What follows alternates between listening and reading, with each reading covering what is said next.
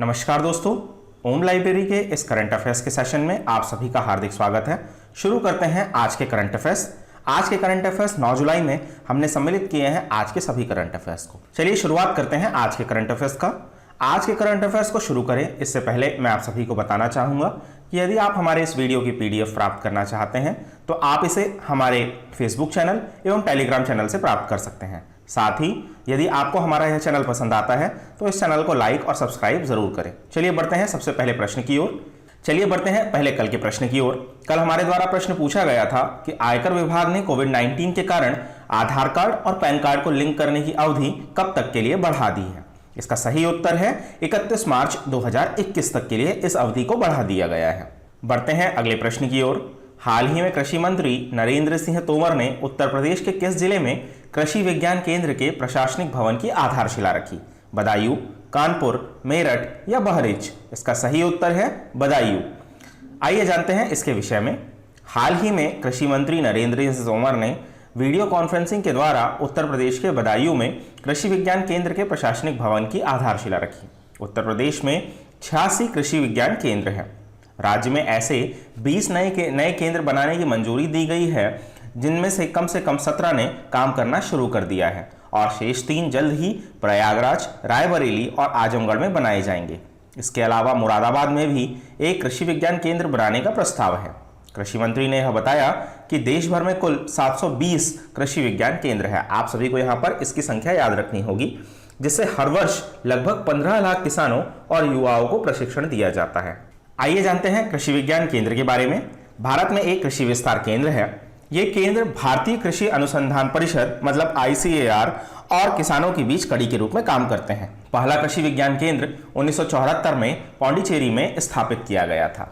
बढ़ते हैं अगले प्रश्न की ओर। भारत सरकार ने किस वर्ष तक किसानों की आय दोगुनी करने का लक्ष्य रखा है। 2020, 2022, 2024 या 2026। इसका सही उत्तर है 2022। आइए जानते हैं इसके विषय में। हाल ही में केंद्रीय विज्ञान और प्रौद्योगिकी मंत्री डॉक्टर हर्षवर्धन और कृषि मंत्री नरेंद्र सिंह तोमर ने वीडियो लिंक के द्वारा भारत में नैनो आधारित कृषि और खाद्य उत्पादों के मूल्यांकन के लिए दिशा निर्देश जारी किए हैं।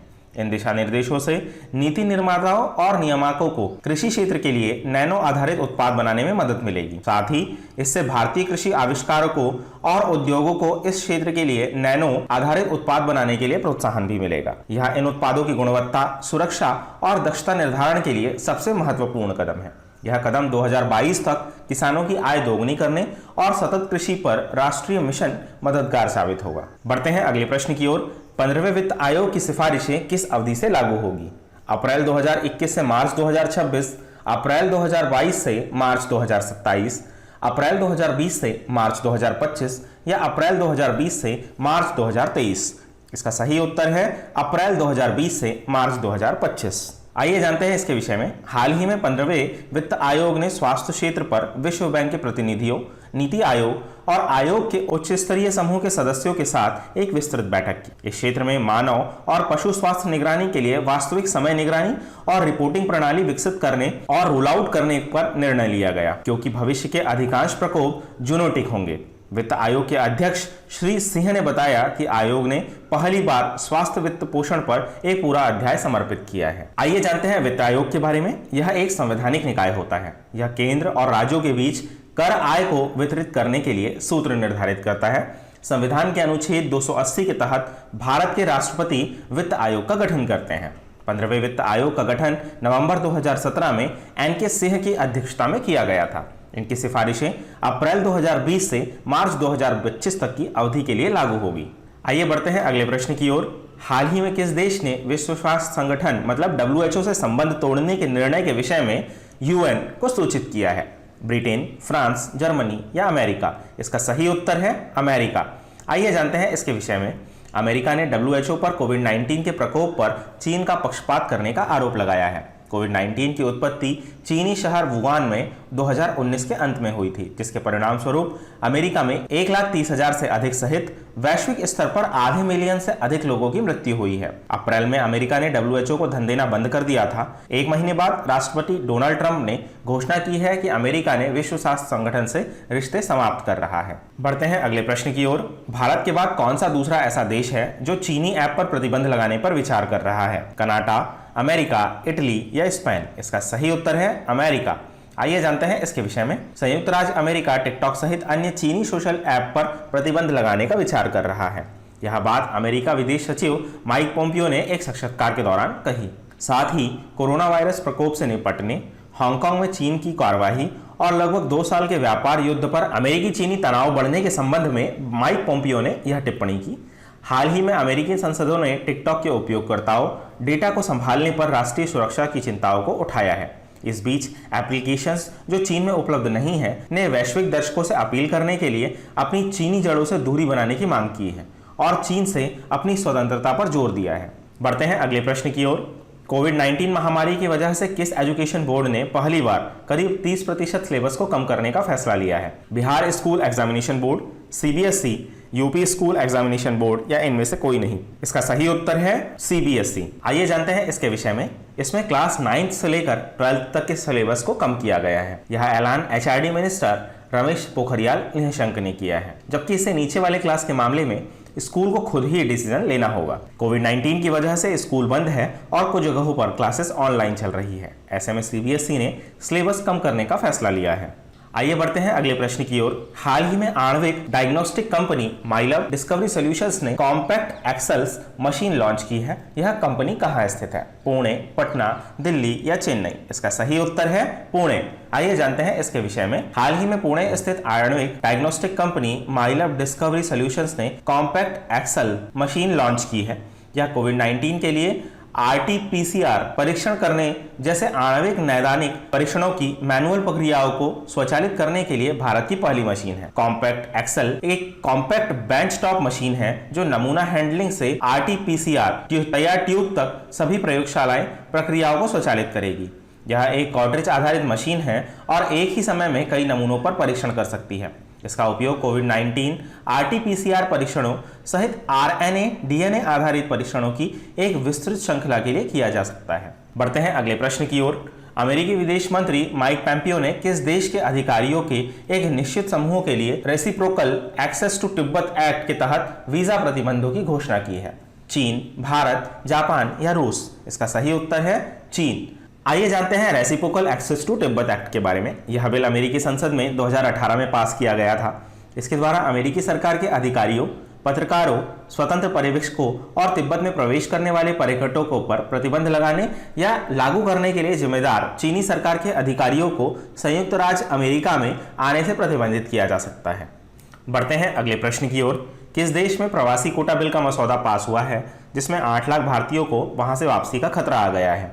इराक, अमेरिका, चीन या कुवैत? इसका सही उत्तर है कुवैत। आइए जानते हैं इसके विषय में। प्रस्तावित कानून के मुताबिक देश में भारतीयों की आबादी 15% से ज्यादा नहीं हो सकती। कुवैत की कुल आबादी 43 लाख है। अभी तक वहां करीब 15 लाख भारतीय रह रहे हैं। इनमें कुवैतियों की संख्या 13 लाख है, जबकि प्रवासियों की संख्या 30 लाख है। गल्फ न्यूज की 6 जुलाई की रिपोर्ट में कहा गया है कि कुवैत की नेशनल असेंबली की कानूनी और विधायी समिति ने बिल के मसौदे को मंजूरी दी है।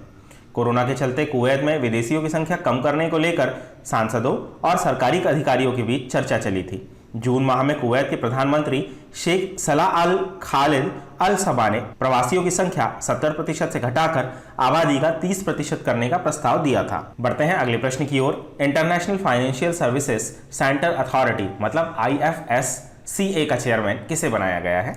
सिंधु मारिया, इंतेजी श्रीनिवास, रोहन चतुर्वेदी या मोहंती राघव?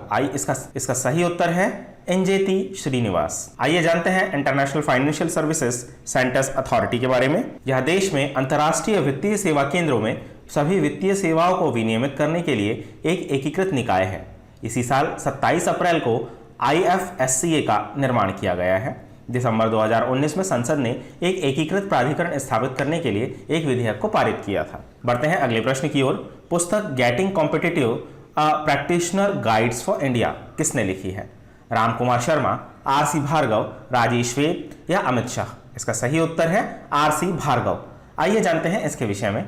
आरसी भार्गव मारुति सुजुकी के अध्यक्ष हैं। उन्होंने यह बुक प्रमुख बिजनेसमैन वाले अपने अनुभव पर लिखी है।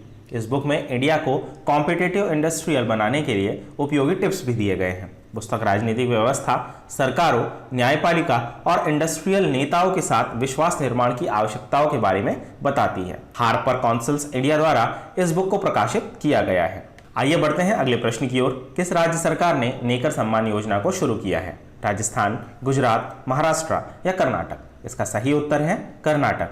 आइए जानते हैं इसके विषय में। यह योजना राज्य के बुनकर समुदाय के लिए शुरू की गई है। आप सभी को नेकर सम्मान योजना, इसके साथ यह भी याद रखना है कि यह बुनकर समुदाय के लिए स्टार्ट की गई है। चौथी अखिल भारतीय हथकरघा जनगणना 2019-20 में कर्नाटक राज्य में 54,789 हथकरघा बुनकर रजिस्टर्ड है। इस योजना के तहत बुनकरों को 2,000 रुपए की सहायता उपलब्ध कराई जाएगी। इस योजना के तहत बुनकरों को साल में सिर्फ एक बार यह सहायता राशि दी जाएगी। सरकार को इस योजना पर हर साल 10.96 करोड़ रुपए लगाना पड़ेगा। आइए बढ़ते हैं अगले प्रश्न की ओर। हाल ही में यूनाइटेड किंगडम्स ने जनरल मिन ऑन्ग हिंग और उनके डिप्टी के खिलाफ प्रतिबंध लगाए हैं। वे किस देश के सेना प्रमुख हैं? वियतनाम, चीन, म्यांमार या लाओस? इसका सही उत्तर है म्यांमार। आइए जानते हैं इसके विषय में। हाल ही में यूनाइटेड किंगडम ने म्यांमार के सेना प्रमुख जनरल मिन ऑन्ग हिंग और उनके डिप्टी सो विन के कमांडर के खिलाफ प्रतिबंध लगाए हैं। यूनाइटेड किंगडम ने रोहिंग्यास और अन्य जातीय समुदायों के खिलाफ मानवाधिकारों के उल्लंघन की कथित संलिप्तता के कारण यह निर्णय लिया है। इन प्रतिबंधों ने सेना के 2 शीर्ष जनरलों की सभी संपत्तियों को जब्त कर दिया है। यह उन्हें किसी देश के लिए वीजा प्राप्त करने से भी रोकता है। दोस्तों, इस प्रकार हमारे आज के करंट अफेयर्स का सेशन समाप्त होता है। आप सभी के लिए आज का प्रश्न, हाल ही में किस देश ने अपने नए जासूसी उपग्रह ओफिक 16 को अंतरिक्ष में स्थापित किया है? चीन, जापान, इजराइल या अमेरिका? आप सभी को अपने उत्तर कमेंट बॉक्स में देने हैं।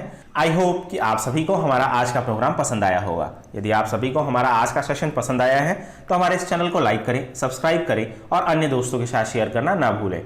साथ ही यदि आप इस वीडियो की PDF प्राप्त करना चाहते हैं तो हमारे टेलीग्राम चैनल एवं YouTube चैनल में डिस्क्रिप्शन बॉक्स में आप इसके लिंक प्राप्त कर सकते हैं। धन्यवाद।